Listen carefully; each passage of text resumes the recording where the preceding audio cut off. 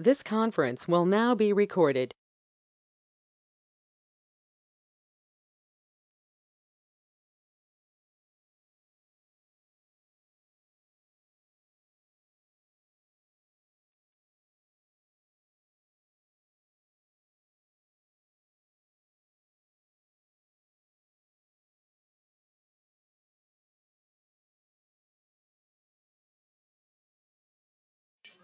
Be mindful what we say.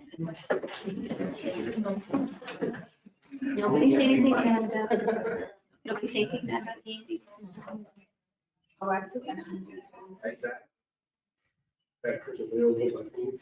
Yes, sir. I think he looked at it and said, I don't know what he did.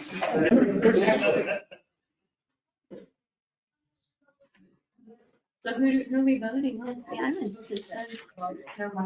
Hey, maybe it's one more. Yeah.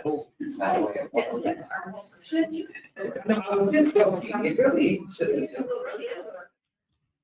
But it doesn't. Really? Yeah, we used to say that about our board members, but we only had like 6 of us. We were never gonna vote even. We did have all of them. Ready to go. If you like, okay, I won't be here. The inserts, no, the insurance. The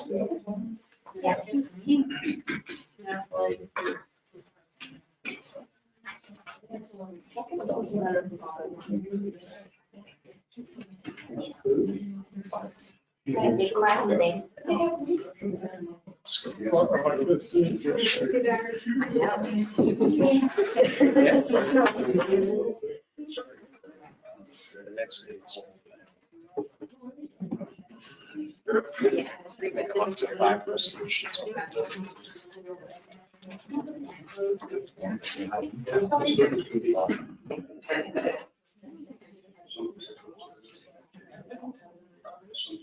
It's not a resolution, it's an action. It's an action called. That's what I'm told, because I asked that question to Shannon.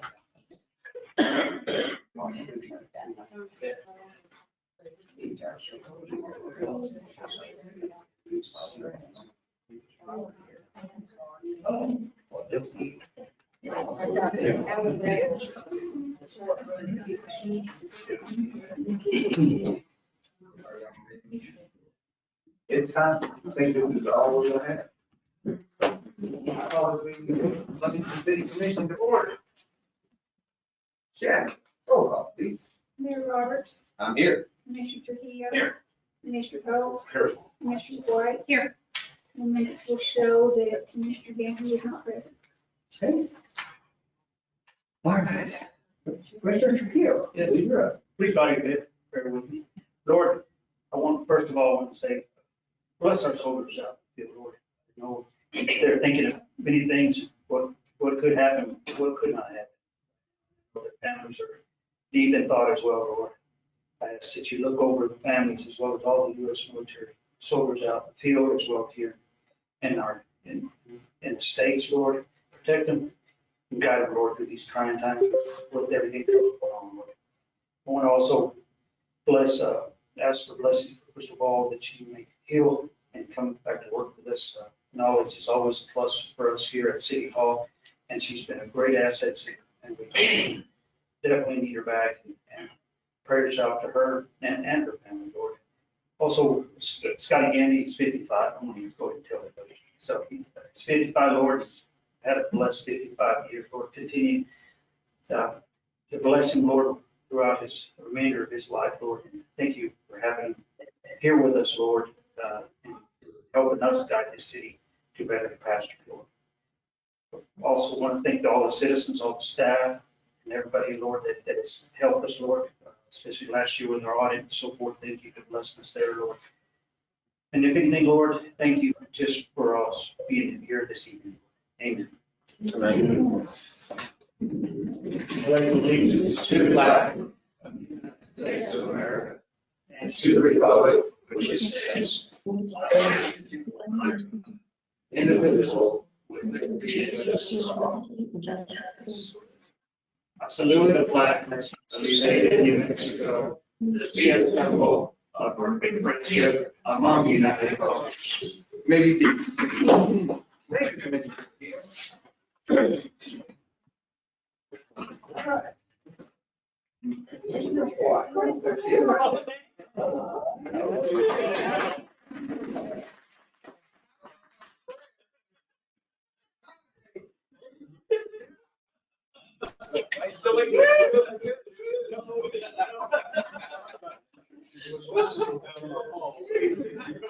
I'm just trying to catch up.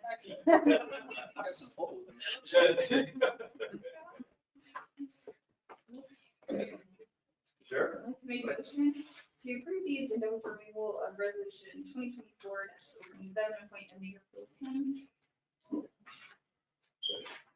Okay, a motion second. Any discussion? Hearing none. Jen, roll call, please. Commissioner Trujillo, Yes. Commissioner White, Yes. Mayor Roberts, Yes. Commissioner Bowe. Yes. Let's make a motion to approve the minutes of April 8th, 2024. Okay, motion second. To adopt. Any corrections, additions? Hearing none. Jen? Mayor Roberts, Yes. Commissioner Trujillo, Yes. Commissioner White, Commissioner Bowe. Yes. Okay. Fine. Let's reach to Commissioner second. It wasn't, well, we just say, let's all be there. How'd it go, or whatever. So, all right, Ms. Shannon, do you have anything this evening? There may be, well, I guess there will be a call meeting for next Monday. And finance director, our treasurer, will tell you more about that. Okay, all right. We'll await that report. Okay, so you have an agenda ready, that'll have to go in tomorrow, right? Yeah. Okay. Ms. Jackson? Oh, I have nothing for tonight. Everything's just going smooth. Okay. Right, yeah. Changed it, right? Steve, how are you? Good. Thank you. Mr. Mayor, Commissioner, City Manager, officer activities for the following dates of April the 7th through April the 13th. Calls of service was 304, alarm calls was 6, crashes was 9. Our truck stops was 102, citations 33, and our arrests were 7. Code enforcement activity for the same days for weeds and tall grass properties was 43. And she was able to get the people at 6th and Harrison to get them to mow that lot down, get it taken care of. Mobile home and RV issues, she was able to get 8 corrected. 3 semi trucks were illegally parked in town. And 1 vehicle was towed, which was parked behind Higginbotham for quite some time. Issues were brought to our attention. The RVs were parked at East Madison and Chavis and Madison and North Love. We made contact with both of those, which they're not answering the door. So we'll be doing some follow-up in the days to come. At 101 Briner Lacker, there was an illegal spill of brine water.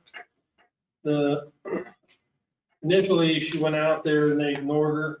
So I assisted her and also called the state police out there. And once the state police got there, they started listening a little bit. The owner was cited and was directed by code enforcement to dig up the contaminated soil and take it to a disposal. They've yet to do that. They have been cited. When the municipal judge gets in place, we'll be able to see what happens in court on that one. 101 Airline. Yeah, it's basically just west of the new, That one little white house. Oh, that, That one little white house. with the Yeah. car. yeah. Yeah, they operate with it, but, you know. well, they changed it from a residential to commercial. Yeah. And then they had water trucks there, and I said, you can't have the water trucks there because it's industrial. It's actually zoned economic. Oh, is it? When we annex a property in, we zone that as economic. So it's not allowed to be a trucking. And we've told them that Yeah. many times. We started a new officer today, so that brings us up to 14 officers on the street. And Detective Sergeant Grady, she requested a state grant to start funding for 5 honor guard personnel, which the grant would be $11,879. And she also, we received $3,500 from Estacado, which we'll do a little more once we get the training. It's funding our autism and training, which would allow us to, all of our officers to be trained in autism and also give us national accreditation. We're the only community in Mexico that has this accreditation. So we'll hear more about that going forward also. And also on the 24th, we're meeting with the contractors, Constructors Inc. and NMD DOT to discuss our semi truck traffic through Manatee. So we know for 2 crashes where our light signal was damaged. So hopefully we can. That's tomorrow morning at 10 o'clock. Yes. And so I have separate questions. I'd like to say thank you to the code enforcement yourself, apprehending some animals that need to be taken care of. Yeah. So I appreciate that. Yeah. Thank you. I'll pass that on. Yes. I have a question on the RVs, Chavis and East Madison? Madison, yeah. Was that over by the Garcias? Yes. Yes. Okay, well, and I got a text either on Friday or on Thursday or Friday, they added another one, so was that the 2 or were they? Yeah, There was one and then there was, all of a sudden there was another one. yes, there was a 2. Laura went out there today and she attempted to make contact to have them moved off the property. They didn't have any water or electricity hooked up to it. Just Pulled up. sounded like they're squatters. So we're gonna be addressing that tomorrow and days to come, get that addressed. I appreciate that. You bet. Yeah. And I also noted that there was no sewer water, so I needed, they could be part of the team. There's no sewer water, can't. Oh, and then that one was damaged, but it's like both didn't meet state code. So, Well, good y'all. We'll keep y'all up to date. Thanks, Chief. You bet. Fire Chief. All right, Mr. Mayor, members of the commission, so the mold in the dorm and all the department ducting has been abated. Dorm should be complete this week so that we can get crews back at the main station. I'd just like to thank GWC for the abatement and renewed construction for all the construction work that he's put in to get this project where it is and almost complete. The new mattresses have arrived. They got here last Monday. Ready for, once the construction's done, we can move all those in. LFD is participating in a drill at the Hobbs Airport with Lee County Emergency Management. This drill will take place sometime in June. And what we'll be providing is 1 ambulance and 2 personnel to assist. It's a drill out of the airport that simulates a crash plane with 50 personnel, 50 people. So we still don't know the exact date, but we do know it's something. And then Lighted Up Blue is this weekend, and the fire department will be participating in it. This is for the area's autistic kids. So please come out and support the kids. It is this Saturday from 10 to 3 at the fairgrounds. I know we'll have truck, Aero Care is gonna land a helicopter, and there's other stuff going, there's a lot of stuff going on. But that's all I have at this time. I'm listening for any questions. Thanks a lot. I was in town today. Was able to drive past both stations. You look good. Thank you. You look good. Thank you.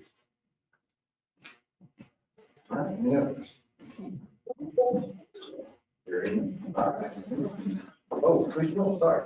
Oh, yeah, that's okay. Across the table. You bring the candy. Yeah.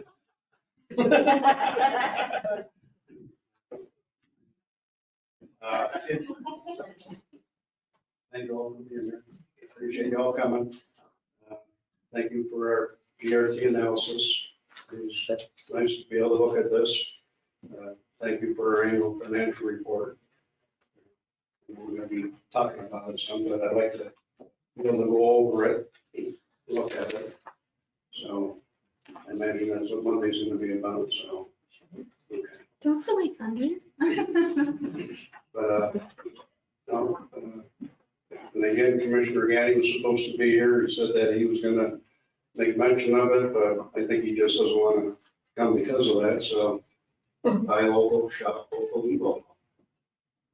And there's not a big crowd tonight, so not a lot's gonna go in the people's pockets out there, but, you know, every little bit helps, so. Appreciate it. Thank you all. Thank you. Mr. Trio. Only thing I want, you said you had a meeting tomorrow at 10, is that legal with DOT? or- That's with an MDOT at the intersection, Okay. and it's to address the issue of, those traffic light poles being so close to the curb and then Okay. getting hit. So everybody's welcome. Okay, no, if you can, I was going to seek your recommendation. In tomorrow's meeting, maybe you can think about it, is on the intersection of industrial and D. We've had 3 fatalities in the last few years. And we had an accident just here recently on Friday night. Just, I don't know if it's just blind side or what we could do to, and it's always somebody, I guess, coming off industrial and they're missing that stop sign. So I don't know, we own half the street, county owns the other half part of that industrial street. And then plus you guys have the main highway. I was just going to seek recommendations on what we could do, right there in that area. It's, continues to have accidents, bad accidents. Sure, I can bring that, my AD of construction, Michael Smalker, will be here. Okay. Go down and take a look at it. We put some rumble strips out on there when we were working on commercial and that intersection there to slow down traffic since we had a detour set up. Yeah. Actually, they're still there, you can barely feel them, but, yeah, we can take a look at that. Or if we just need to slow down the traffic coming into town. That would be a bunch. Yeah, it's rolling. But right, that happened Friday. He was actually heading from town, From town. and the semi just Cross. went straight through the intersection of industrial. He didn't even stop, so. And I don't think, I think it's always the person's fault coming off industrial. It's never state highway. So that's why I was saying, seeking recommendation on what we can do on our part to see what maybe bumps or speed bumps or something, or I don't know, we need to figure something out. Right. So flashing light. Flash, even stop sign. Or, yeah. I know that's what we did at commercial many years ago. We put in those flashing stop signs because we were having accidents there because they didn't stop going the other way. And then we made it a 4-way with all 4 flashing. Yeah. Right. We can do- Introduce flashing ones off industrial for our half, and maybe the county can take that. And I know the rumble strips he's talking about are just on New D, not on industrial. So maybe that's something we need to look into, getting that. Maybe it's just. So more down, visibility and back up, having them then slow there down. it is, they're crossing over. Yeah. That's what it is. We'll look more into Something we that. can just do a little research and something. we can Okay. talk Okay. about. I appreciate it. Sorry. That's all I had. All right. Thank you, Mr. Rice. Ms. Good. So the insurance RFP committee met and will be bringing out a recommendation for approval at the 5/13/24 meeting. We did do an update to the schedule because we had said initially it would be at this meeting, but we just updated to say it would be at the next meeting, and that was posted on our website. And then, as everyone knows, Dion Willoughby is here to present the audit. So we were going to also put that on the 513 agenda for approval, but we have to get a report back to DFA by May 3rd. So we're going to have to call a special meeting to get it approved, because part of that report we have to send back to them is progress on the findings, how we're doing, and the resolution to show with the findings from the committee. And I remember something about the pizza party. Yeah. I mean, April 29th. Yeah. Oh, and, yeah, but I want to make it clear. I want it for everybody, you know, I know, city manager said that we can consolidate, but I want it for, I think.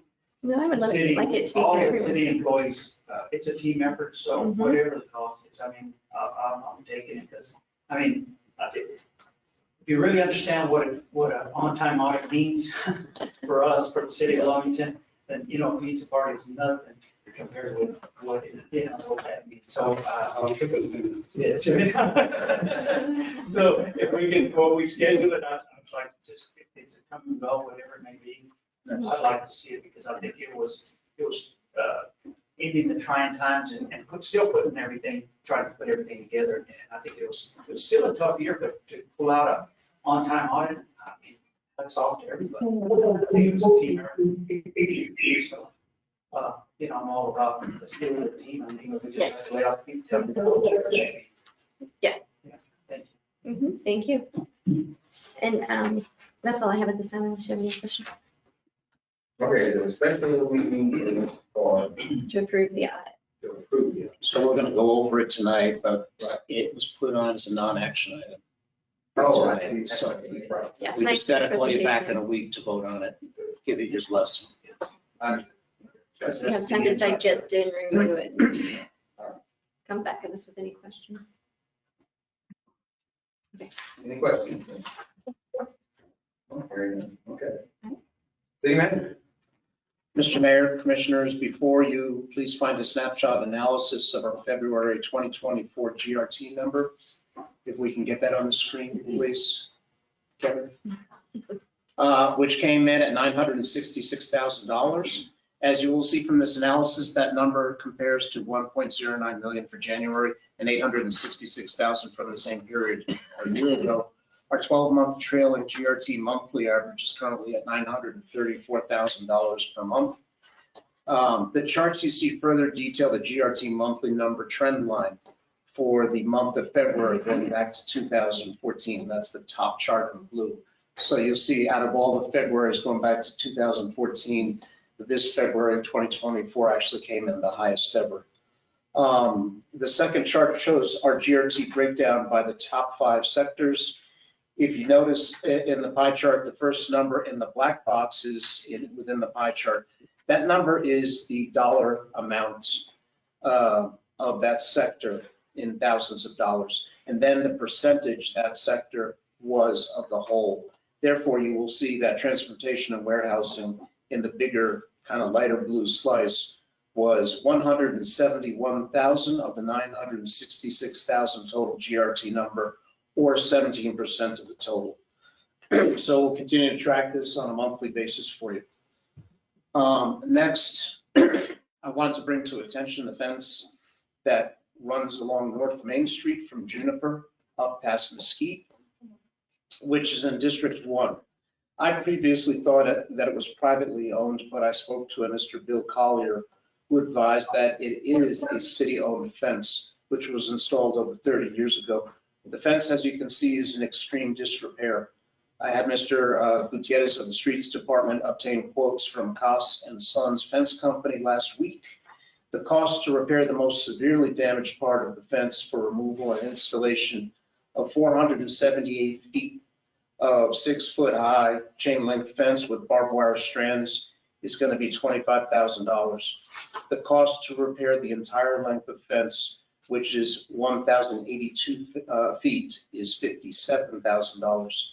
So I was just going to look for some guidance to the commission. I'm not sure where we can take these funds out of, but the fence is in really bad shape.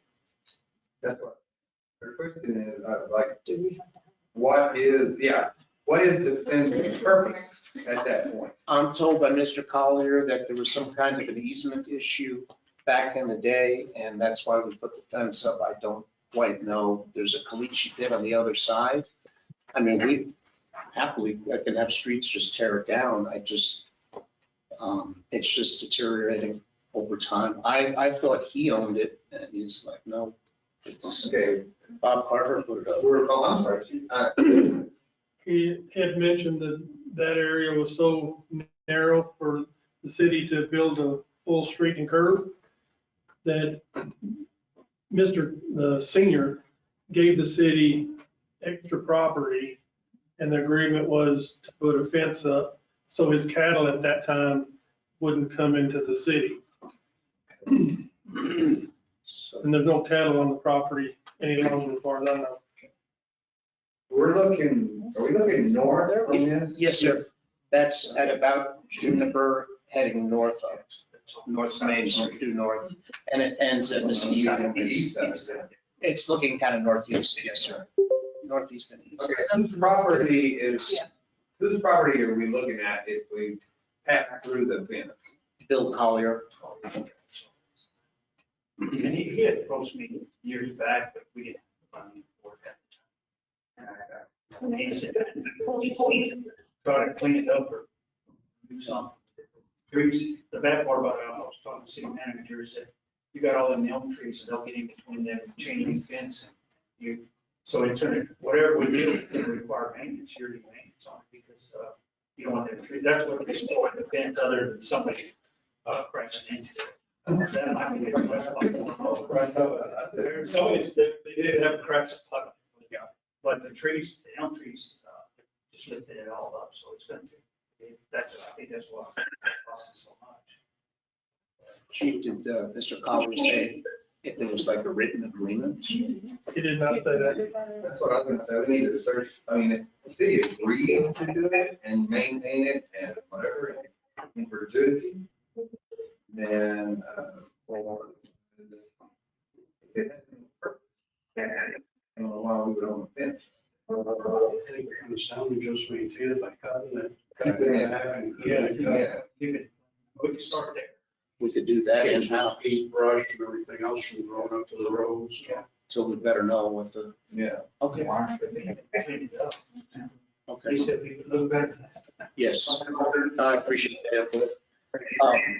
Mr. Mayor, Commissioners, as the warm weather approaches and after much consideration, I thought it would be a good idea to move the cemetery department to a standalone department away from Parks and Recreation as it once was.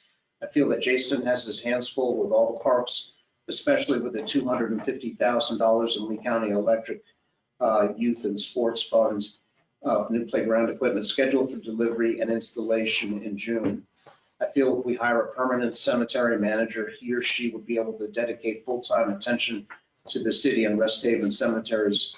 So we have advertised for that position of cemetery manager at the rate of $20 an hour. Also, we have begun advertising for a second code enforcement officer to begin in June at the rate of $16 an hour to work with Ms. Guerra. And finally, an update from about the railroad crossing. On Friday, I heard from Ms. Jennifer Pierce of NMDOT Transit and Rail Division. Ms. Pierce advises that the agreement between NMDOT and the railroad has been submitted to Texas and New Mexico Railroad for signature. The next step will be NMDOT legal and executive approvals and NMDOT contracts. This process will take several weeks, but so this project continues to move forward in getting a permanent solution to the railroad crossing. And that's it. I'd be happy to stand for any other questions. Question. Last week we had a water main break. Yes, sir. Water line was set. Now, as far as I've seen city personnel over there. Water and wastewater. Right. Yes, sir. So was any of that overtime for city personnel?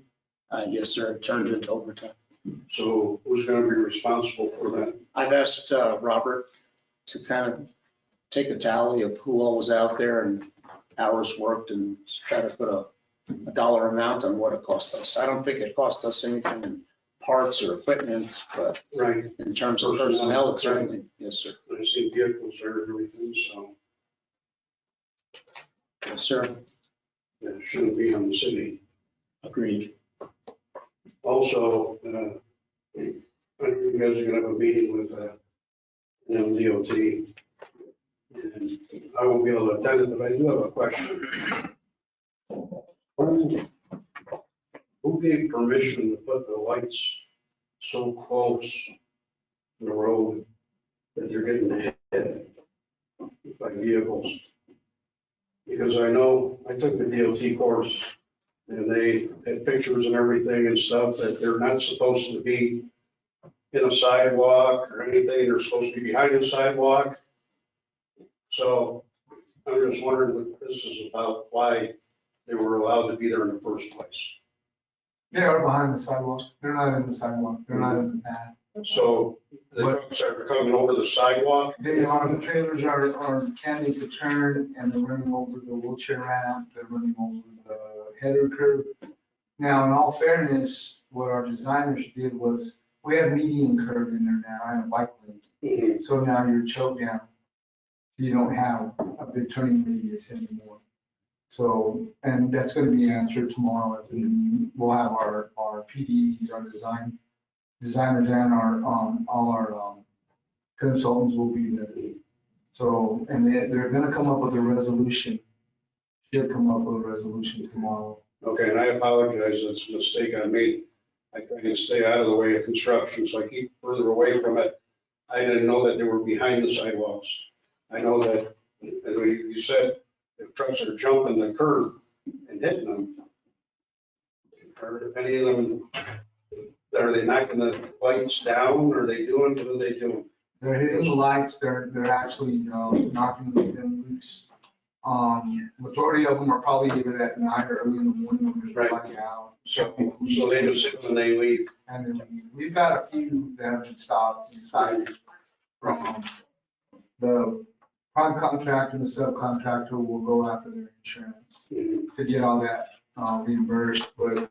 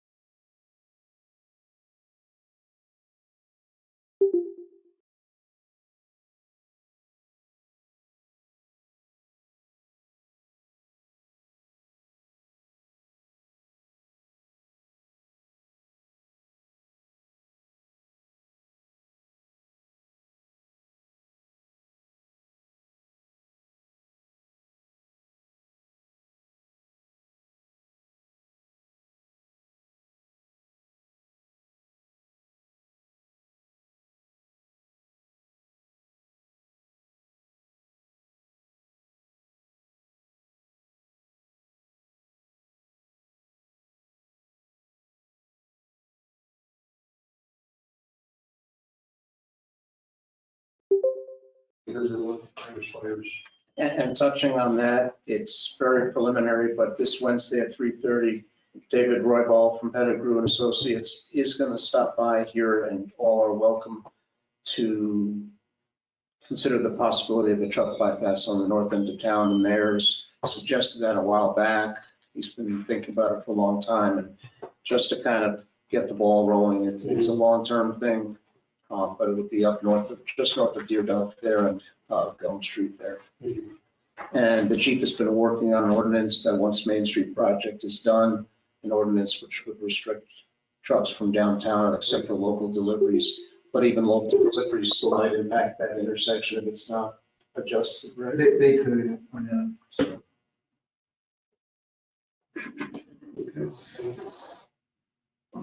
Thank you, Commissioner. Anything further? Very good. Ms. Ball, welcome back. Glad you made it. Just been busy trying to catch up. Sure. Man, thank you. Sure.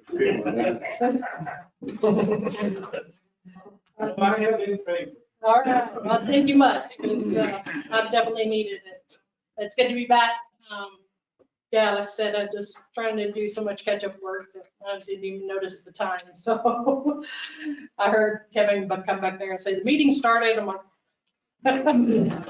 so no, I have nothing to report. Like I said, just doing catch-up. I did talk to Constructors Inc. because they canceled the meeting last week to get an update on Main Street and when they're gonna, because I figured they'd be almost done and out of this phase by the time I got back, but they are still in the same phase.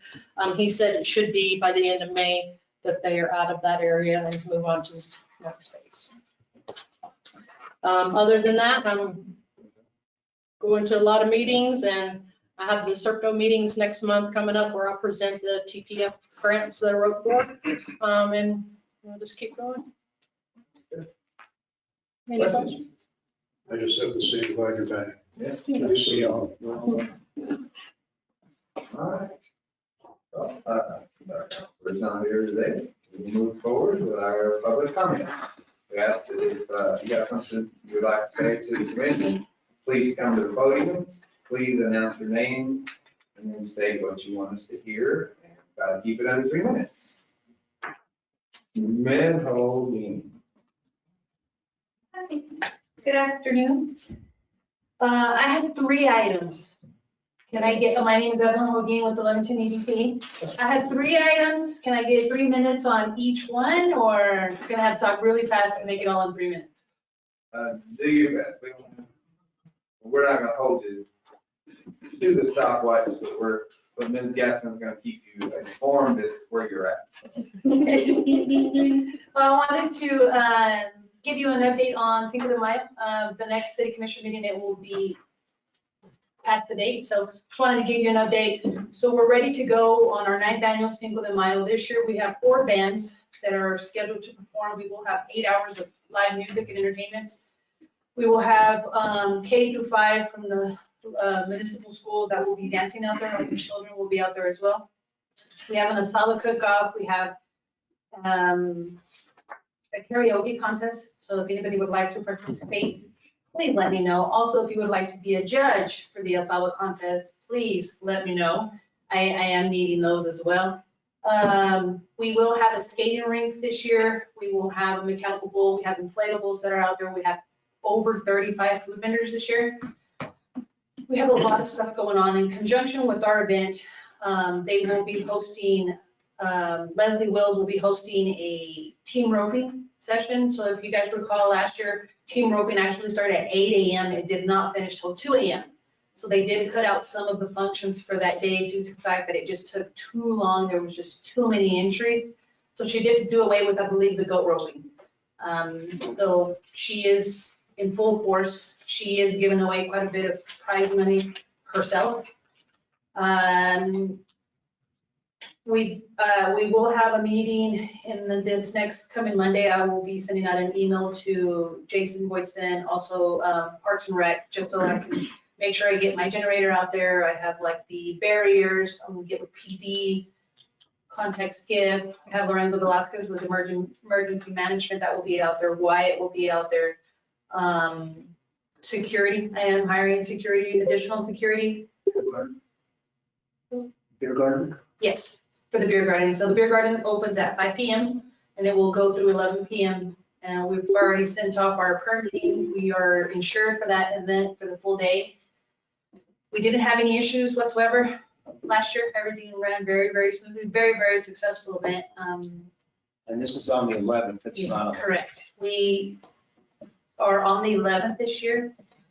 I think it will work actually a lot better this year because I'm not competing with anybody. On the 4th and the 5th, Piazza has a massive Cinco de Mayo event, but their entertainment's over $500,000. I just cannot compete with that. So I think the 11th works out best for me. Artesia will have one the week prior, so I am advertising in La Seta in Hobbs, which covers all of Lee County and some of Eddy County, but I'm also advertising in Roswell, Artesia, Carlsbad, as well as Clovis. I think it's a new radio station that just got extended. KPCA extended an arm of KPCA, and now it's called LA. And so they're advertising in other parts of the, not just Eddy and Lee County. So it's gotten a lot bigger. Our We've had a massive amount of people asking. It's brought up a lot of attention. Even the Maddox Foundation reached out and said, you must have gotten somebody good because with your views, my views are over 20,000 right now on that event. So it should be good. Hopefully we're hoping to break numbers what we did last year. We will have door counters this year again, just to kind of get an estimation of how many people came through the door. But I invite you all. It all starts at noon and it ends at 1 a.m. And I thank you for allowing me to use some city employees that have been with me for the last 9 years that helped me with cleaning and making sure all my stuff is there and putting everything back, like returning the generator, bringing barriers. Jason Boyson has been amazing in the last couple of years, so I thank you for that. Next item, did I do it under 3 minutes? I did. Yeah. So I have 2 items for you. I will pass them down. I think I have 9 copies just for your review, if you guys want to pass them down, at least for 5 for the commissioner. The first, this request was sent in to the city manager, Miranda. This request here, I know we came to you about a month ago requesting, we had spoke to you that we had submitted for housing incentives with the county. And what we had spoke was we wanted to do up to $400,000 over 2 years. After further consideration and just understanding that the first year of housing, when you are building homes, it takes over a year to build anything anyway. So it was unrealistic number to do it for 2 years. So we upgraded it 100,000 additional, and it's for 5 years. So we're requesting, this is just an informational, it's not for your, for you to vote on, but eventually it will come to you as a voting item. But the EDC did meet last Thursday and went over the proposal and what was done at the county level. And we are requesting to do up to $500,000 over 5 years. So that would be technically about $100,000 a year for the next 5 years. The county, we will know what we were awarded on this coming Thursday, but based off of the conversations that we had with some of the commissioners, we believe that we will be receiving the full funding.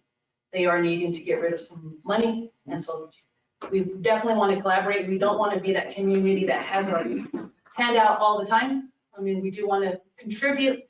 We're happy to take their money, but we also need to contribute ourselves. That's just our mindset and our thoughts on it. So that's one of the reasons why we came up with, we need to contribute $500,000. But like I mentioned in the letter, it's strictly for city infrastructure only.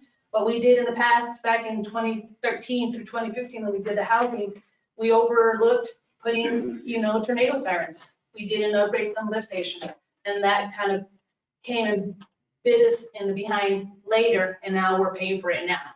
So that's kind of one of the reasons why this up to $500,000 is strictly all for city infrastructure, and so when the housing is being built, we're not behind the curve. So any questions for me? Government is callbacks on how do we build our own houses in 5 years? Do we have to give any money back? We won't know the details of it until they actually don't meet on it until Thursday. So we'll know a little bit more about what the clawbacks are from the county. We don't know that yet. They just let the board know what. Yeah, absolutely. Once we get we get more information regarding what we were awarded, we'll have the stipulations on what we can and cannot do. But when we submitted our proposal, we actually submitted potential areas of development. We don't want 200 or 500, $350,000 homes. We want affordable housing up to extensive housing. We want apartments. We want townhouses. I mean, we have the need for everything. And that's one of the reasons why. And we'll have a due diligence committee, what we did in the past, and that will be comprised of community leaders in the area. Some of them will be EDC board members, myself as well, but we'll also have some other people that are part of the board that have knowledge in utilities and knowledge of how much work is needed in that area. So, I mean, they do have the potential to get up to $10,000 per unit when they do build. But we already have 4 developers that we're working with now that are ready to move forward. We have some that have already started. So we do have people. It's just the way of the cost of construction, we need some type of incentive to help. move that faster. We are behind, we are very, very behind. We're over 500 homes behind schedule right now. That's the reason why we were very persistent on requesting, that we knew that the money was out there. And I mean, we can attest that it was a very successful program that we ran back in 2013. We were able to bring 271 new homes, but we did overlook some stuff, and that's what we're trying to take care of now. Anything else on that? I'm sorry. Go ahead. Is there any consideration being given to what the pay scale is for hearing what people are being paid and what the costs to housing homes are? Like, not everybody makes a higher. No, absolutely. And that's what the potential areas that we are looking for development. There will be homes that are going to be 140,000, because even right now, you can't build a home on 100,000. It'd be very, very, very small. So I mean, we're looking from 140 up to 350,000. So there'll be a variety, not just massive homes. There will be smaller homes as well. Because we know not everybody can afford it. Even these young, if we want to keep the younger generation in town, we need to start off with something cheaper. And they, at this point, they can't afford a $200,000, $300,000 home. So we are looking for cheaper homes. So I believe you said that the EDC is recommending that the city use EDM funds for 500,000 Over a year? Yes, sir. Okay. What year was that? Was it, because I was trying to look back, was it 2015? 13. 13? Okay. And I like the idea, I really do. You know, we're, like you said, behind the eight ball, we need to move forward. Absolutely. But when we do move forward, I want to see a master plan. I want to see a budget. I want to know what we're doing. I wrote down here, I want to think before we act. Absolutely. So. We'll have a better understanding now than what we did in the past. And so here we'll actually have an actual number of what is being presented, what is being awarded, and if the city is even going to contribute anything as well. We'll have a plan on what we plan, where the area is, how many homes can be built, what they are awarded. We want to be as transparent as we can with you. And we will let you know there's a subdivision going on in this area and they are building 42 homes. Each home is getting 10,000. So the community knows where their money is going. Right. Absolutely. That's important. Any other questions for me on that one? I have one more. Can I do under 3 minutes? You got them? I'm on a roll right now. Okay, one more. You want to pass that down? So the next request that you have in front of you, we have sent it to City Manager Miranda. This is a gentleman that has actually reached out to us over 2 years ago that started his project and is needing a utility extension of 340 feet of sewer line up to the property. He is looking to do a mobile home park. It's on Gum Street, kind of Deer Duff, Gum Street. It's right behind Norley Hospital. He is going to do a mobile home park, but he's also going to have the RV park as well. He has invested quite a bit of money, just Caliche itself. He has invested quite a bit. He's going to buy the meters for all that project. He is asking for a little bit of help. The city manager has been on this project since day one, and we got quotes, or he got quotes for this project, and it came in at $56,000. We have, the EDC has reviewed the site plans, because I do have those, and they did look at them. And we feel as the EDC that we need to help contribute towards this project. It is in the middle of the road. The street department's gonna have to do the job, or Ramirez Construction is gonna have to do the job. But it is quite a bit of work. And it also, I mean, it is in walking distance from where the Albertsons is gonna go, where the Wendy's is gonna go.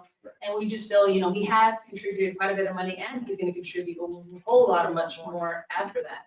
So we are asking, the only stipulations that we have on this project is we just want to make sure that this is a turnkey project. We don't want to invest this money and it sit there for another 5 years. That's not what we want, and that's one of the reasons why we would like, you know, we're recommending to go ahead and pay for it. We're willing to pay up to $60,000 with no change orders, but we just want to make sure that we don't invest in this and it sits there for another 10 years. That's not what we want. We just want the EDC, the LEADA fund to pay the city back once we get occupancy permits.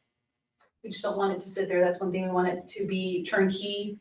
There are other projects that are in the loop, and we don't want to not fund another project because this one, we funded this one and then it sits there for quite some time. That's the only reason why. But they did give an expiration date of a year from now, April 30th of 2025, for him to get his stuff completed. I know that he still has a lot of work to do. He still has to upgrade his electrical. He has to, I believe he has over 60 meters, right, that he has to do? Yeah, he has over 60 meters, and we know that meters are not cheap. Nope, $1,000 piece. So there is a lot of work that still has to be done. We just don't want it to where we do fund it and then it just sits there. We want to kind of push it. Any questions? We have two, one for Crystal. You've already gone over this. Yes, Looks good. he has submitted plans, he's done the engineering, so he's paid for all the engineering to be done. He's done his retention pond and like she said, a lot of cleat work already. And his plan is to put in 4 to 5 mobile home units at a time. And that way, you know, he can get that, get a little bit of rent, get 4 or 5 more and keep building his way back with the utilities. So yeah, it would take him approximately a year to 2 to do the full length of all the mobile home and RV spots he has in his plan. The other one is, He'd also be installing 2 fire hydrants within his also. Yes, and a lift station upgrade. Yes. okay, now it also says here, WIDA will reimburse the city. How is that gonna be? That WIDA funds are city funds? They are, but it's a CES project, so I mean, you pay for it, and then I'm sure when you credit the account, the credit would come from the LEADA account instead of your actual account. I just want to make sure. Anything else for me?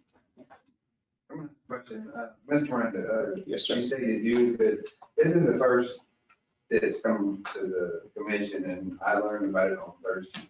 My question is, in addition to this particular development, is there anything else that sewer line would be needed? It's kind of difficult for the city to target one project and contribute to that. If the council was here this evening, my question really would have gone to him. Is the city allowed to do that? So since we haven't heard, it's just kind of an open question if we don't have an answer at this point, but we need to look at that. right. I know that Robert Perez looked pretty closely at services being available. There were none in that area. The area was underserved. Those 5 houses on Gum have septic. And I think what kind of made this a little bit different from other areas is the location, because it ties in so closely with the exploding economic development in that area, namely the Albertsons and the Wendy's, the C-store and things like that.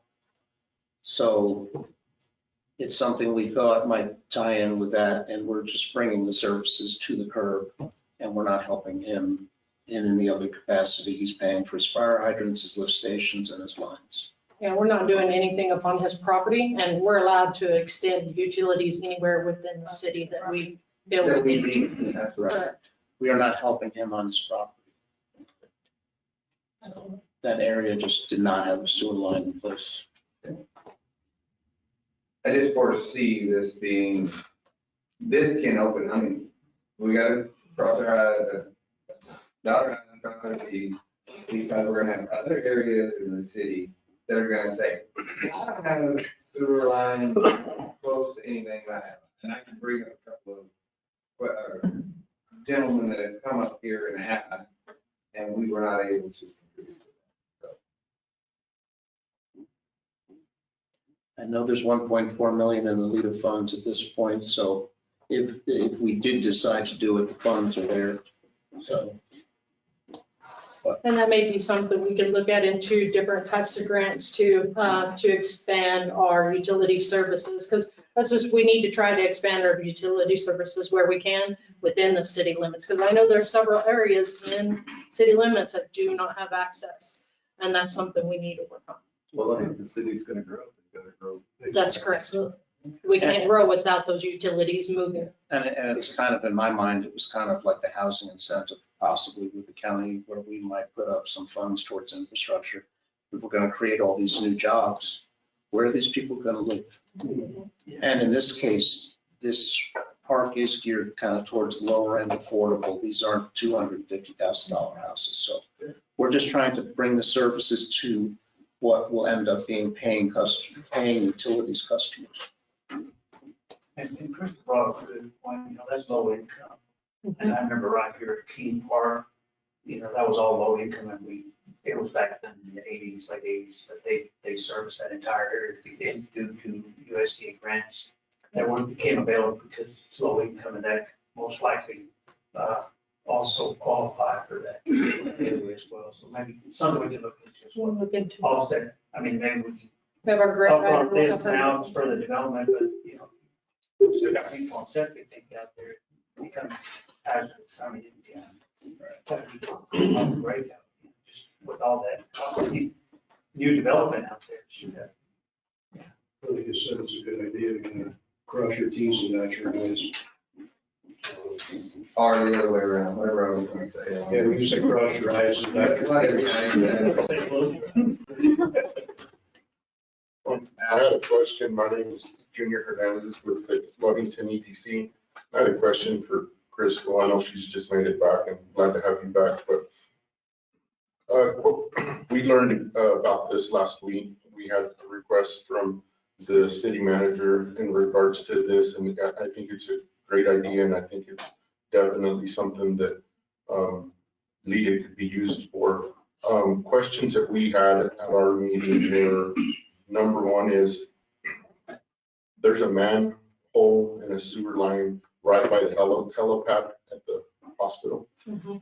And we were wondering, is that city owned or is it owned by the hospital? If it is city owned, why we couldn't go directly to that? It would cut down about 200 feet.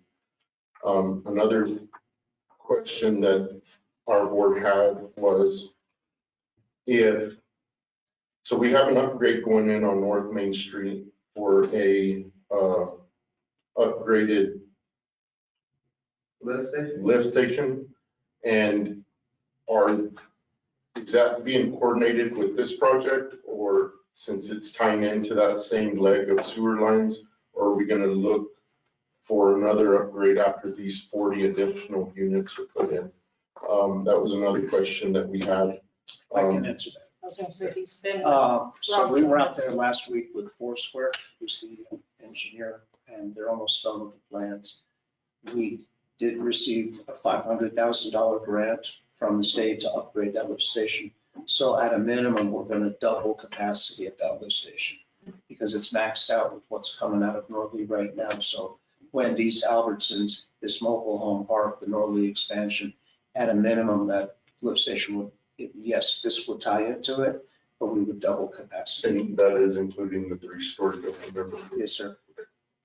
That was the only thing. Our board was aware of a line being by the helipad, and there was just. So the helipad is right in there. And we're coming. That's our street. So where Robert discussed tying that line in, also because they're doing a lift station within their property, we have to have a little bit of backflow. So the sewer line has to go down a little past their property.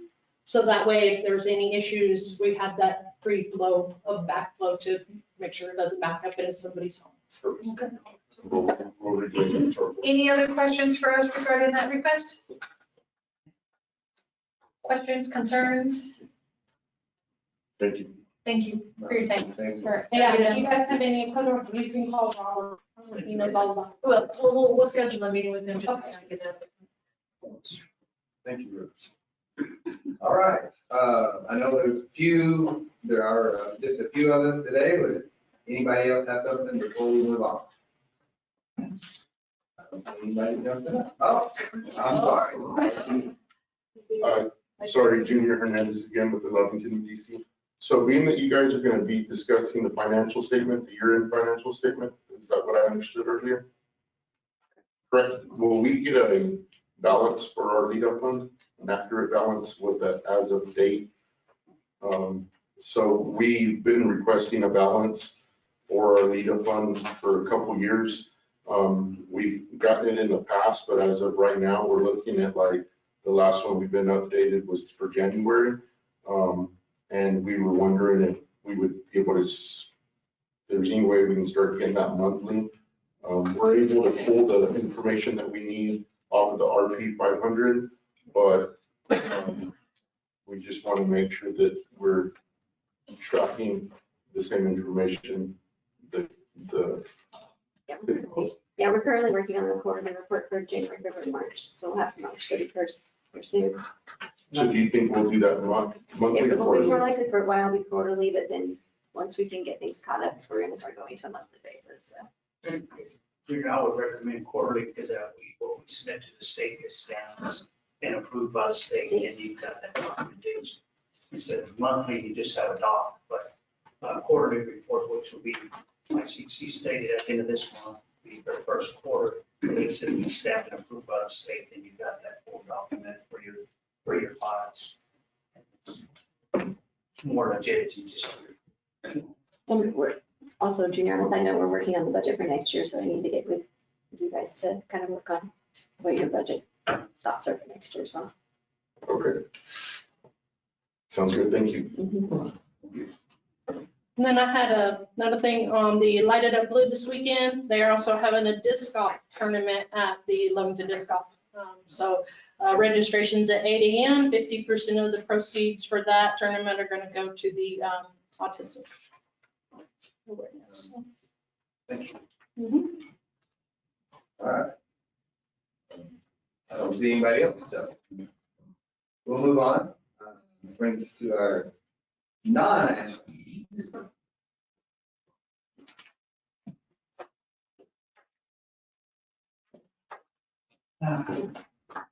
Ms. Wilby, I believe you're still on. Yeah. You got to unmute her. She's muted. Yeah, I requested her to. There she goes. I'm here. We can hear you. We can hear you. Wonderful. Does everyone have a copy of their audit? We do. Yes, ma'am, we do. I want to get your page 5, and I'm sorry if I'm hard to understand. I've just been diagnosed with COVID and I feel horrible.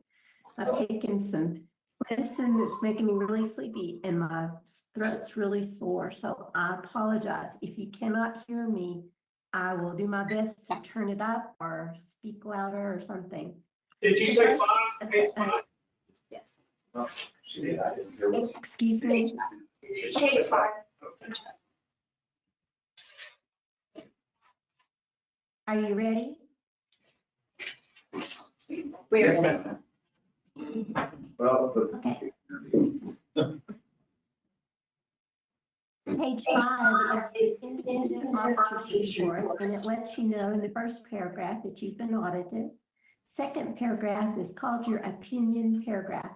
It says that the financial statements, which is the entire booklet that you have, is the numbers, the financial information in there is fairly presented in all material respects. For those of you that haven't been in one of my board presentations before, fair presentation does not mean perfection. It means that the numbers fall within a reasonable range based upon your revenue. And whenever we meet that range, we stop auditing that and move on to another portion of your financials. We give you a basis for your opinion, talks about the responsibility of management. The board is our management, and you are responsible for all of these numbers. I cannot change them in any way unless I provide journal entries and request that they be approved and recorded. I do add additional information to change the presentation of the numbers, and we'll talk about that in just a minute. But I do want you to understand these are your numbers and I can't change them. What I do is determine if they are fairly presented, and that's what your opinion's all about. You received an unmodified opinion. If you look at that on the state auditor's website, that's the very best opinion that you can get. There are 4 opinions. The next is qualified, which means everything's okay except for one thing. Adverse, which means the numbers are not fairly presented, or a disclaimer which says we really just don't know if they're fairly presented or not. So 4 different opinions can be rendered. We also had some additional reports that we'll talk about at the end, and that's the end of this letter. Page 9 is like a snapshot of the financial position of the city as of June the 30th of 23. We ended the year with 15.7 million cash in the bank. We had a large receivable of 13 million.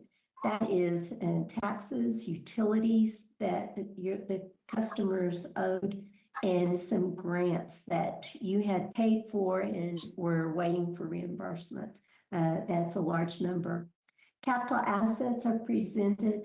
They are shown net of depreciation. So this is the full modified, the full accrual basis of accounting presentation. It includes capital assets, and it also includes accumulated depreciation, all of the debts that are incurred in the city. Might point out that we have a deferred outflow of resources related to your pensions. So your pensions are PERA, and they are studied by an actuary specifically for your city. So these numbers regarding your pensions are specific to your city. It takes about a year for them to study statewide all of those cities and municipalities, counties, et cetera, that participate in PERA. Then it takes PERA sometime another year to accumulate all of that information and prepare the report that we use at a time to add it to your audit. And so there's a 2-year delay, a 1-year delay, and then the current audit that you're looking at. And those create timing differences. That's what deferred outflow of resources means. And you'll see down below that deferred inflow of resources. Remember, those are timing differences regarding your pension plan. Liabilities, we had accounts payable of 1 million. But if I compare that accounts payable to cash on hand, that's not even a scary number. Accrued salaries and benefits, accrued interest, other accrued liabilities, etc. All of those are things that you owe. You have bonds, loans, and leases total 17 million. Your pension liability, what you owe if everybody in the city were to work until they retire and you had to pay out all of those benefits. If we just stopped and you had to pay all of those benefits as of June the 30th of 23, it would cost you $8 million. We have unavailable lease revenue, another odd thing that you've seen last year and this year. So whenever you lease your property to our court building that you built, you're leasing that over a long period of time. For some unknown reason, and I say that in the nicest of way, our profession decided that it makes more sense to show that as an asset and a liability. And this is rental income, so it's really bizarre to me. They thought it was more transparent. I look for this to be repealed at some point because it's really ridiculous. But you have built into this the right to use leased equipment and an asset up above. So I have to show unavailable lease revenue down below of 8 million. That's hard to understand, and I didn't do a very good job explaining it, but I wouldn't get too wound up in it. It's not really a liability. That's what I'm trying to explain. Page 10 is all of our income and expenses for the entire year. We start with the expenses, and again, this includes depreciation, does not include principal paid on debt, full accrual basis presentation. General government cost us 2.6 million, public safety 5.4, public works 2 million, and culture and recreation almost 2 million, for a total of $12 million. This is governmental expenses. Below that, you'll see our business type activities. And I'll give you an explanation for why we call it business type activities in just a minute. But you'll see that water and wastewater cost us 3.6 million, 2.2 for solid waste, ambulance almost $1 million, total 7.2. We have to finance those expenditures. We do it by charging for services, which is what our business type activities main revenue stream is. We had some operating grants, what your fire fund receives, public safety, etc., some operating grants, capital grants, which are used to purchase equipment, pave, etc. So we get over into the third column from the end, and it says governmental activities, and you'll see some positive and negative numbers. That's very normal. If you slide down that column, you'll see how we finance those expenditures. Grocery receipts tax are our biggest revenue stream of 11 million. We transferred 6.6 million out of our governmental activities and into our business type activities. A majority of that is going to come from the court building that you built, and it has been reclassified as a business type activity. We still had a very nice, healthy increase in our change in net position of $7 million. So to say without a doubt, the city is in a very good, healthy financial position. We do have a restatement. We'll talk about that in note Q. A majority of that, again, has to do with the court building that you finished. And we changed the classification of that building from governmental activity, which holds the construction part of that project, into a business type activity, which is held for profit. Believe it or not, that building is held for profit, and hopefully you will make a profit off of it. You should. So because it has a profit incentive, which is what business type activities do, it's held in its own fund, and therefore it's your magistrate court building. All of those funds are held as business type because you charge a fee, and rent is considered a fee. You charge a fee and you want there to be a profit in those funds. When there's not a profit, that's when you know that you need to consider increasing the fees for those funds, whichever one is not showing a profit. Back to governmental funds on page 11. These are not for profit. They are shown by fund. We only had one major fund. There's a criteria that we use to determine what's a major fund. General is the only one that qualifies. The rest are considered non-major, and we'll see those at the end of the audit. This particular presentation is called the modified accrual presentation. It does not include your your fixed assets, capital assets. It does not include your long-term liabilities that we've already looked at in the previous presentation, the full accrual. You'll see what cash you had in the bank in our general fund and receivables, a small amount of inventory that you had. Your liabilities, again, are very small for the amount of assets that you have. The page 12 is a reconciliation of the two snapshots, the one we just looked at and the first one that we looked at. So you can reconcile those two particular forms and understand the difference between full accrual accounting and modified accrual accounting. Page 13 are revenues and expenditures, again shown by fund on the modified accrual basis.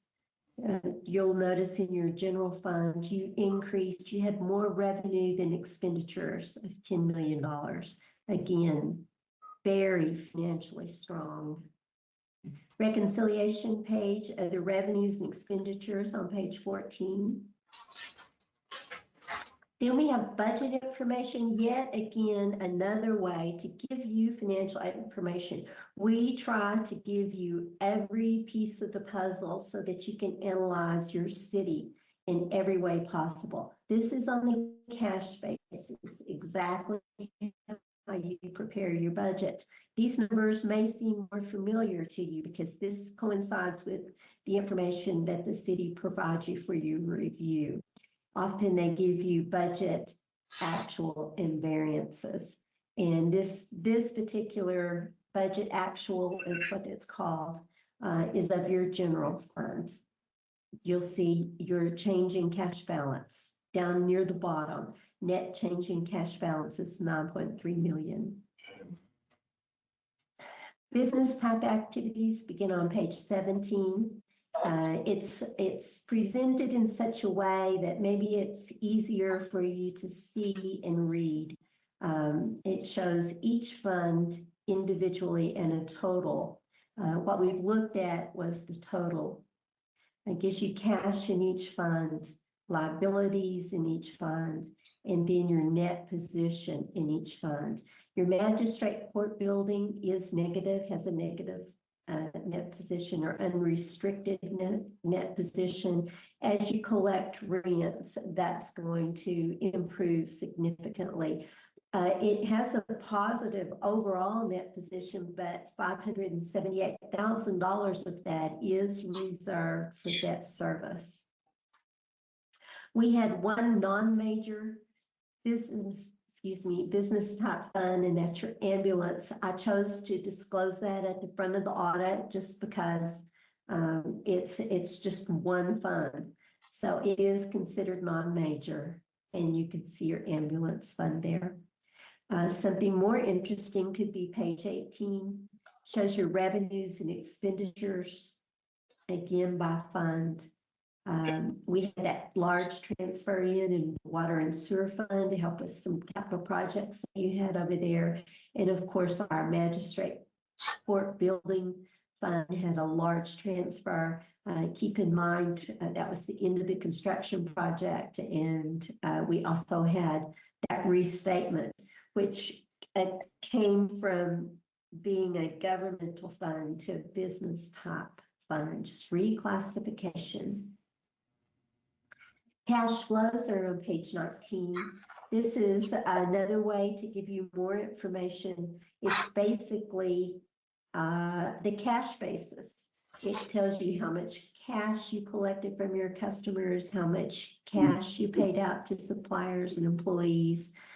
Down below, it tells you increases and decreases in receivables. So that's a reconciliation part to get you from point A to point B. If you'll look right in the middle of the page, you'll see net increase, decrease in cash, and every one of those funds had an increase in cash.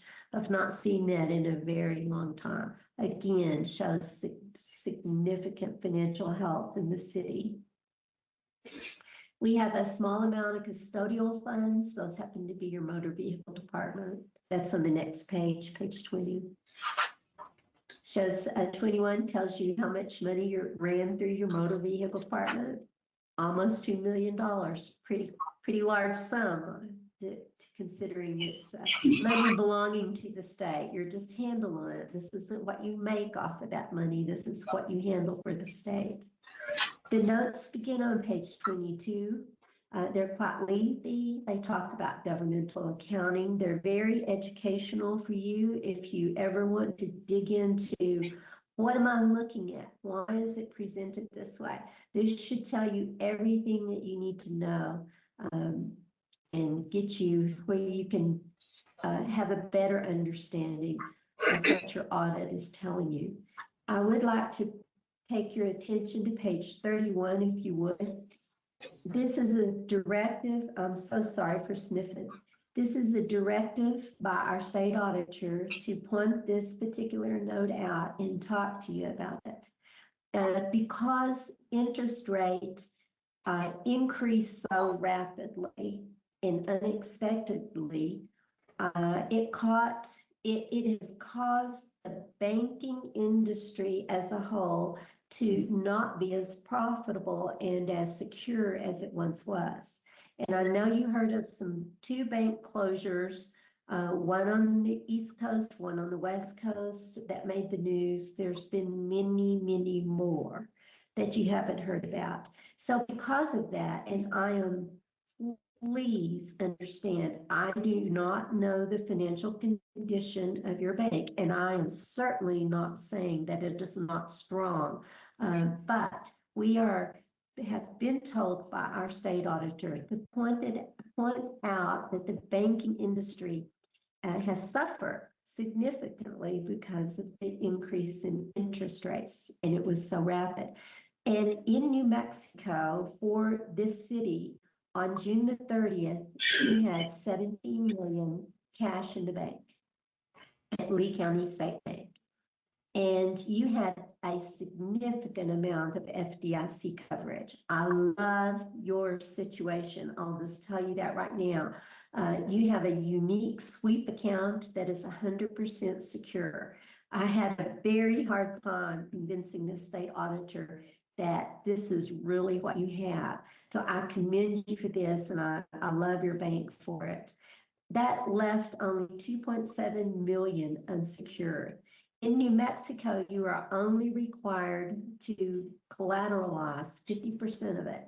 Collateralized means that there are some securities, and the next page tells you what securities you have. Bernalillo County, Colfax County, etc. It tells you that where they are located in Dallas, Texas. Should the bank close its doors, you are at risk of losing, well, actually zero in your case. So you are more than 100% pledged. So once again, you don't have a problem, and I commend your bank for that. All of the audits that I did this year were not fully secured, and our state auditor is requiring 100% security now, not just 50. So you are well secured and in great shape. To finish the story, if you were not 100% pledged and the bank closed its doors, you could get on the airplane, fly to Dallas, Texas, and show up at the Independent Bankers Bank and say, hey, I want these securities, and your name is on them. And they will give them to you. You'll come back and sell them on the open market somewhere like Edward Jones, and you can get your money back. And that's the whole idea of pledged securities. Again, you don't have an issue. We also have money at the credit union. In the past, we have been not fully secured there some, so please that you move some money and you are 100% secure there as well. We have money at New Mexico Finance Authority that has to do with fire department and a water project, and all of that's explained in your notes. They're responsible for their own pledge security. That's why you don't see it in your audit. It also has some money at the New Mexico State Treasurer. It's not very much. Every year I tell you, you guys really should cash that in and just get your money together. So I hope you do that. It's a savings account for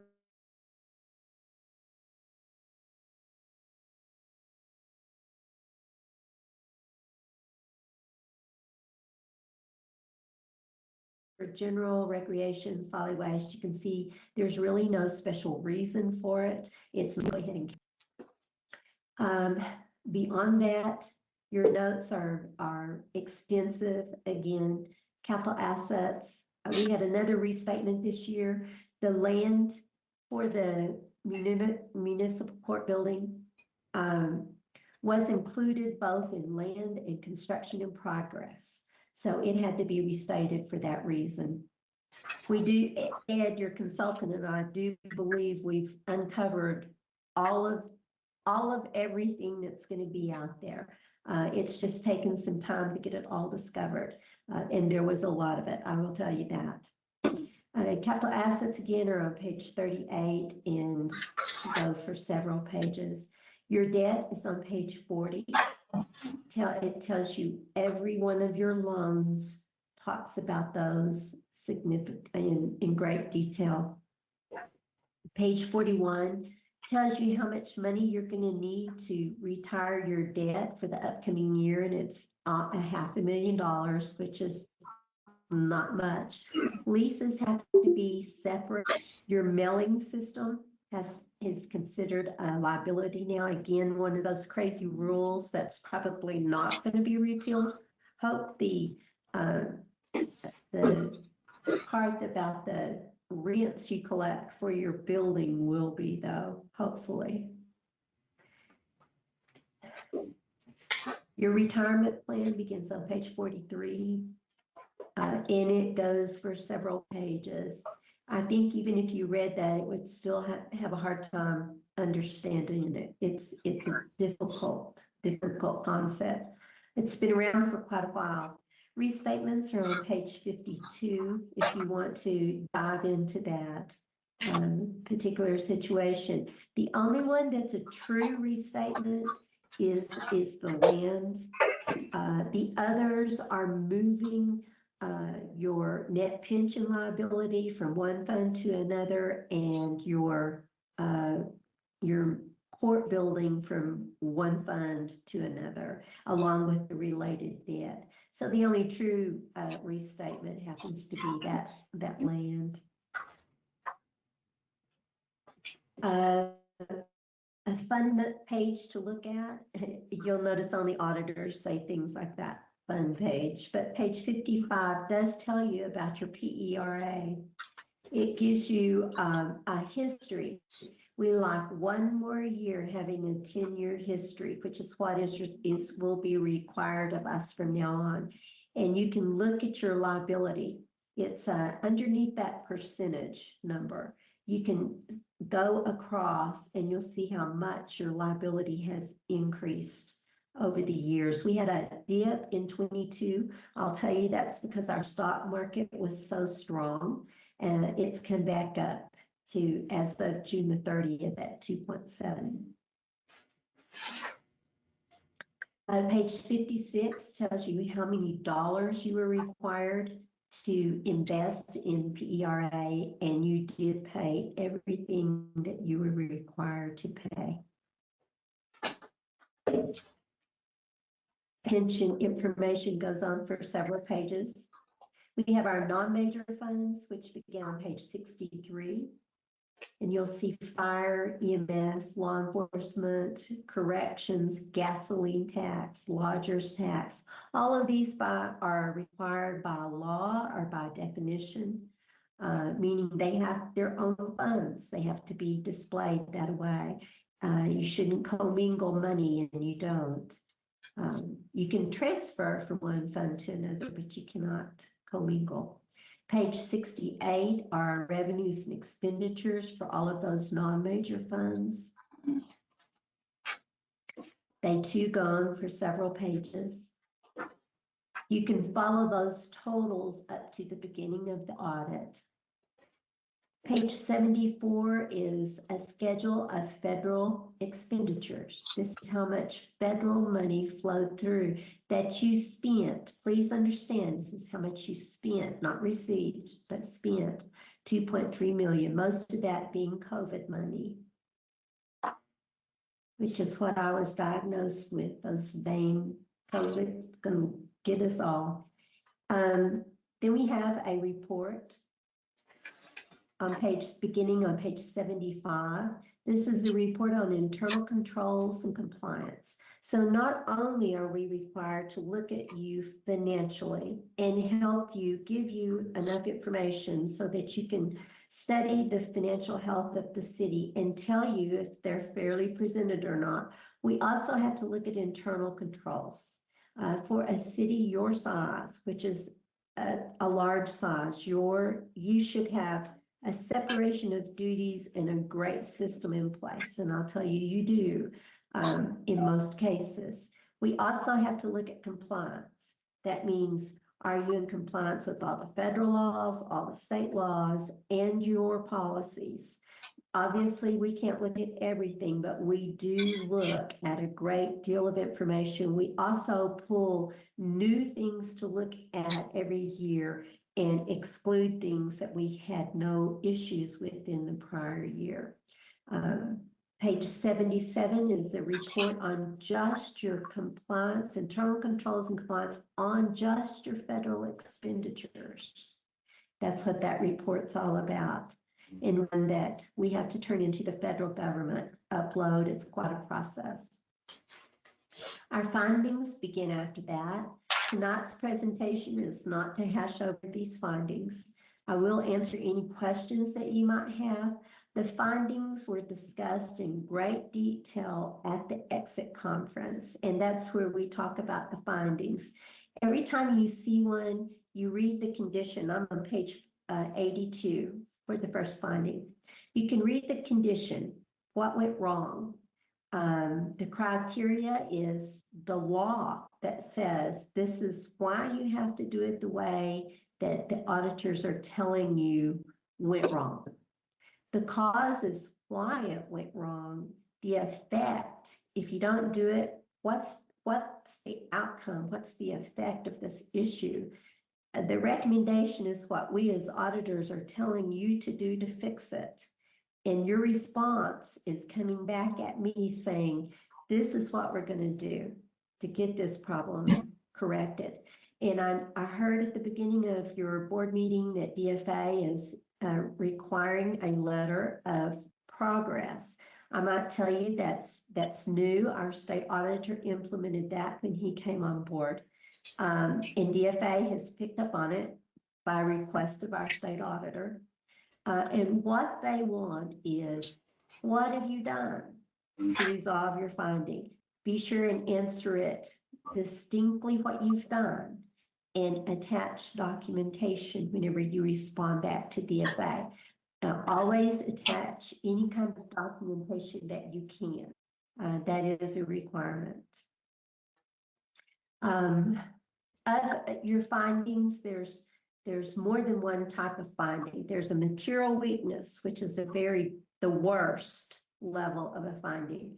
You have a significant deficiency, which is a middle finding. And then you have other matter, which is something we're just mentioning because we're required to in the state of New Mexico. We have to report everything we see, no matter how small it is. Of your findings, as you go through there, you'll notice that you have no material weaknesses. You had significant deficiencies in other matters. I know it may feel like you have a lot of findings. Most are repeat findings, of which is no fault of your current administration or board. It's just you've had so much turnover. My heart goes out to you. I had 3 employees walk out in the middle of tax season. So I know when you tell me things like you had a large turnover and everybody's new, in my opinion, it's a result of COVID. It kind of ruined our workforce. It's hard to get to recruit and keep good employees right now. I thought it was a little better and I had 3 walk out on me, so it's not. Anyway, do you guys have any questions for me?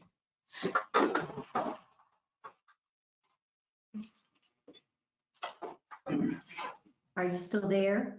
Yeah, we're here. Okay. I was hoping I didn't do all that talking for nothing. And Dion, I was glad you ended your statement with our current staff being new, because they've had probably under their belt probably a good 6 months. But I highly commend them for doing a great job in getting this audit on time and doing what they need to do to make this possible. And the findings are just mainly findings in just lack of experience and lack of little things that can be resolved easily. And I have high expectations for them in this new audit that's coming upon us. And I'm going to have to agree with you on all of that. This wasn't all, this is not your creation, but it is your mess to clean up. And I do believe that you will get it cleaned up. And we're here to help you do that. I hope our recommendations are in such a way that it can tell you how to clean it up. And, you're always welcome to reach out to me and go, hey, this isn't working, so help me think of another way to resolve this audit finding. We're still here for you until our contract is over, which is about here. But if we can help in any way, please reach out to us, because we want you to get it cleaned up and running really smooth and no findings. And there are municipalities out there your size that will have 1 or 2 findings, which is where you aim to be. You can never be perfect, but 2 or 3 findings is a great year. And I do have confidence you'll get there. Any other questions? Anyone else? Anybody? All right, Ms. Willoughby, this is Mr. Roberts, and just want to say thank you for your presentation this evening. We appreciate the hard work you put into it. We are so grateful that we were finally able to provide an audit on time. And we have other goals that you have reflected in all of your presentation that we are going to continue to improve. And we feel that our staff has made great strides in just the past year. And so our goal matches your goal, and that is reduce findings to as close to or equal to 0 as we can. And each year have a good financial position that the city is able to maintain. And if you have any questions, you're certainly welcome to. But I think we've exhausted what we have to ask at this moment. Wonderful. I'm going to let you go. Thank you very much. Thank you. Thank you. Hope you feel better. Yes. Oh, thank you. All right. Well, commissioners have something to do the next couple of nights, so I'm not able to. Light reading. Light. All right. And it's good to know that this DFA letter is a new thing. Include that.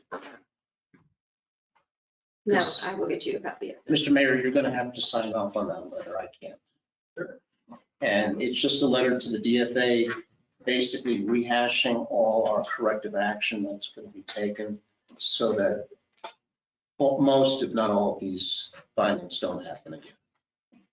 Awesome. And that would be next month.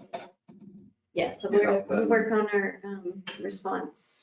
And when we approve the audit, we'll also show you our response to this. Okay, perfect. Be prepared to maybe comment on some of it in a little greater detail than just the response. That if you have any questions, we can put those. All right, thank you very much. All right, let's move this to our action item.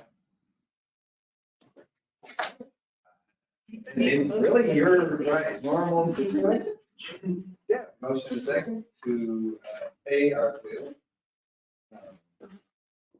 As we look over, we have questions. Who motioned? I'm sorry. I think Ms. And he's there. He's the motion. Thank you.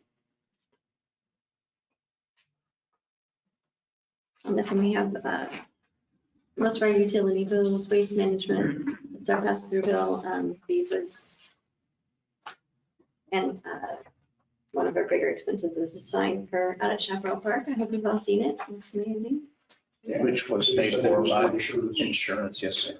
How much did the cost for Granger to do the work there? The wall itself, I believe, was only $9,000 or $10,000. That was done 3-4 months ago. Right. You'll also see on page 5 of 12 under planned collaborative, $17,549. That's a grant, and that is the architect for the Veterans Memorial Park. So that's grant money. On page 4 of 12. Now, that's for the court. Now, how does that work again?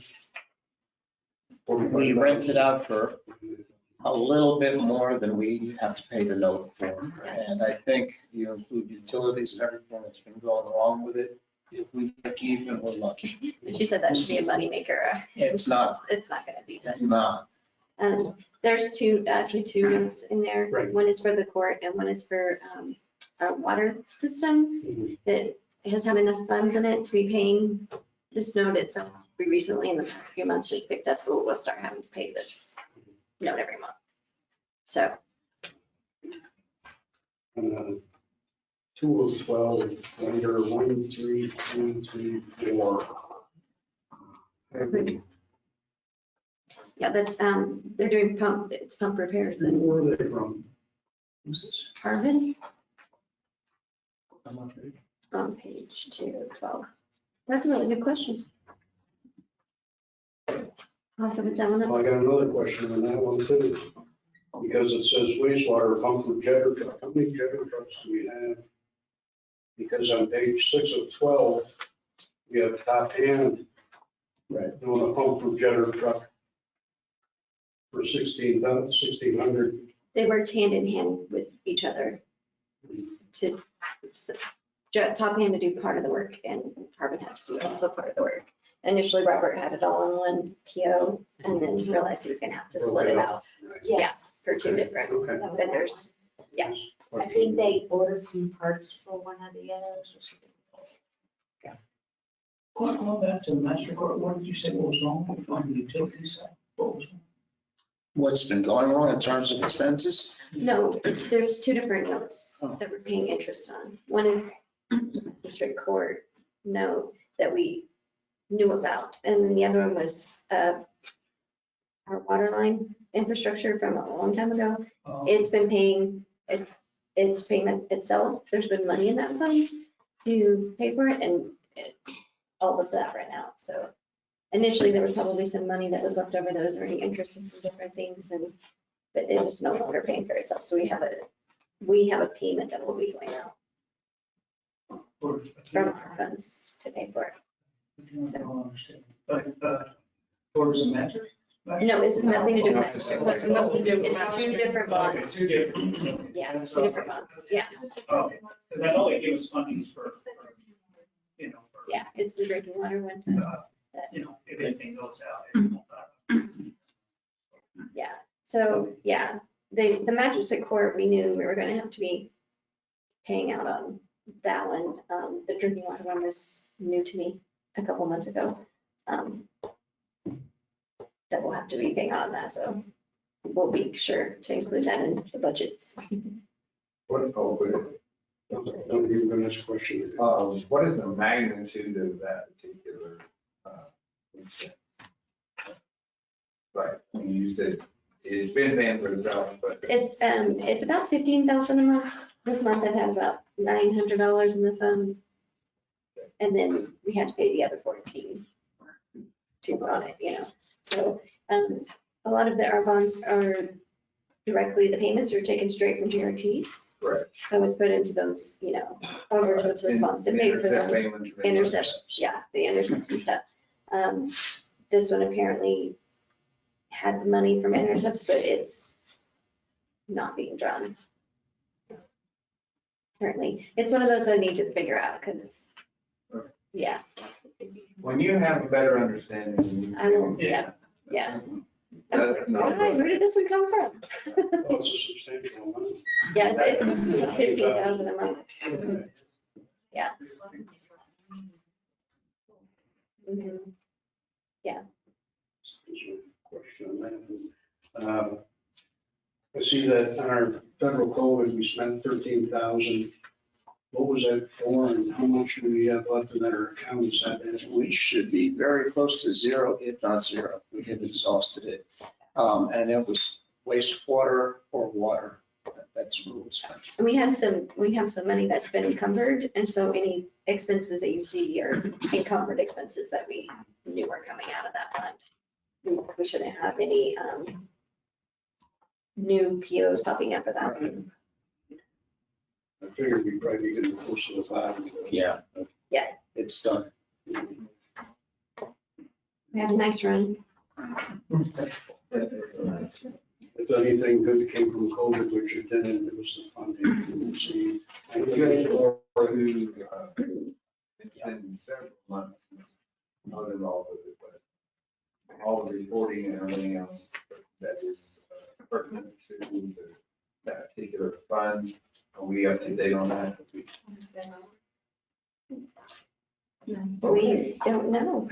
All right. We have not been asked to submit any report, so.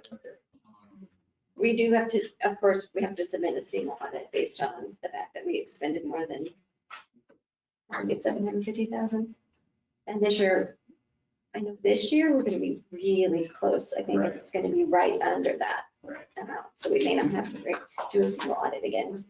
Okay, right. Because I think we had about 738,000. Close. So hopefully. it's not- 750 above that, you have to do. We have to do it. Which saves a little bit money. I was gonna say one other thing, there's another municipalities did the same thing on the finance center, master court. So, Rio Dosa was one of them, so. We do some Artesia, yeah, built Maybe you them could reach about out the to them same. and compare notes. Maybe Okay. try to help you since you're trying to figure something, maybe you could get with them and figure out how they're, streamlining everything. Maybe that'll be a big help. Because there was, I think, a total of 5, right? Yeah, I can get the rest of them, but I know it was Artesia and Ruidoso because they were in the same meetings with me all the time when we were in They're the construction. closest ones, so it's something our people can go. Okay. Go there, see how they're doing. Make sure Okay. we're not missing something. Could be missing. All right, any further questions, Commissioners? Seeing none. Shannon, roll call vote, please. Commissioner Trujillo, Yes. Commissioner White. Yes. Commissioner Bowe, Yes. Mayor Roberts. Yes. And with that, the items on the agenda are exhausted. We are adjourned. Thank you.